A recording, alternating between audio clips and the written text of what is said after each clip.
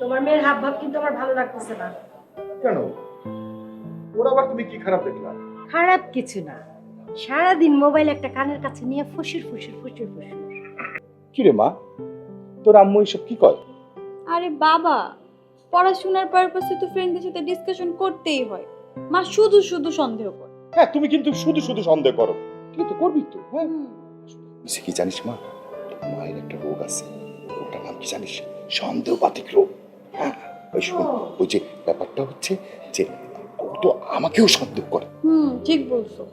আহা, তুমি তো সাধু পুরুষ, তাই না? 101 বার হাতে নাতে ধরার পরেও সাধু শাস্তি এত মন চায়। আর কি আজে বাজে কথা বলছো? ও, বাজে কথা বলতেছি। কালকেও তো দেখি ছাদের মধ্যে গিয়ে পাশের বাসার ভাবির মাথার চুলের গিট্টু চুটাইতেছে। আরে চুপ করো না, নিয়ে আসছে না মেয়ের সামনে এসব কথা বলে। মেয়ে আছে না, মেয়েটাও তো হয়েছে তোমার মতন সন্ডা দুজনে।